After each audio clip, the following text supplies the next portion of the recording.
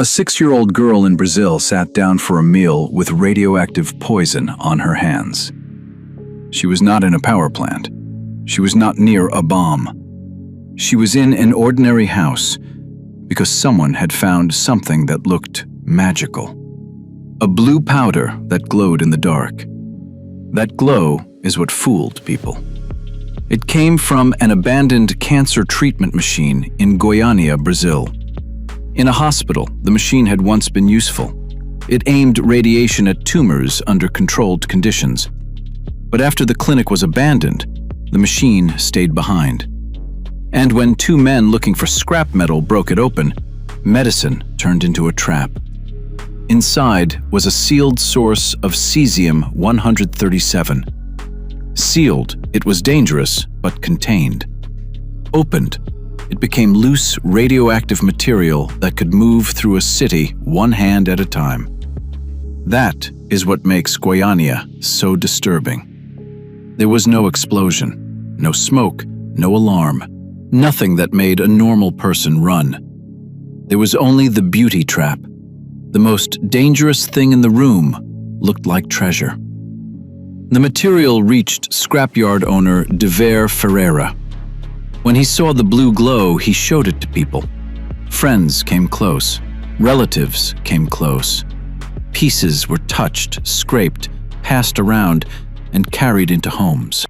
From that moment, the accident stopped being one object. It became a contamination chain. A finger touched the powder. Then the finger touched a door. A shirt brushed a surface. Dust fell onto a floor. Food sat nearby. A child came close enough to be poisoned. The horror was not that radiation was loud. The horror was that it was normal looking. A contaminated chair still looked like a chair. A table still looked clean. A shirt still looked wearable. A little girl sitting down to eat still looked safe. And the body did not warn anyone fast enough. Radiation does not have to feel hot. It does not have to sting. Cesium-137 emits energy that can damage tissue, break DNA, injure bone marrow, burn skin, and attack fast-growing cells. At first, the sickness looked ordinary. Nausea, vomiting, dizziness, diarrhea. That was another missed warning. Those symptoms looked like food poisoning, a virus, or a stomach illness. So people searched for normal explanations while the real cause kept moving. Then the story got worse. The girl was Leda das Neves Ferreira.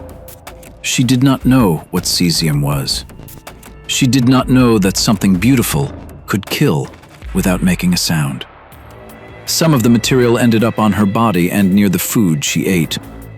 In another story, glowing dust in a child's hand would be fantasy. In Goiânia, it was a lethal exposure. The people were not trying to poison anyone. They were doing painfully human things, looking for money, opening scrap, showing a strange discovery, trusting their eyes. But their eyes were useless. You cannot smell cesium-137. You cannot hear it. You cannot look at a clean wall and know radioactive dust has touched it. The only visible clue pulled people closer. The blue glow. Then Dever's wife, Maria Gabriela Ferreira, saw the pattern. Too many people around the same object were getting sick. She began to suspect that the beautiful thing was the dangerous thing. That suspicion changed everything. She helped get the material to health authorities. Once specialists measured it, the mystery finally had a name: cesium-137. But by then, the powder had already crossed the border between object and life. Now officials had to ask terrifyingly ordinary questions. Which house was dirty? Which floor? Which chair? Which shirt? Which person? Which child? Tens of thousands of people came forward to be screened. Some houses were demolished. Soil was removed. Ordinary belongings became radioactive waste. Imagine that part. Not losing things because they burned. Not losing them because they were broken. Losing them because physics had changed what they were. In the end, 4 people died, including Leda and Maria Gabriela. Hundreds were contaminated. Goiânia became a warning about what happens when a sealed radioactive source is abandoned, forgotten, and opened by people who cannot recognize it. That is why the blue powder still feels so disturbing. It was not a monster. It was not a bomb. It was not even meant to kill. It began as medicine.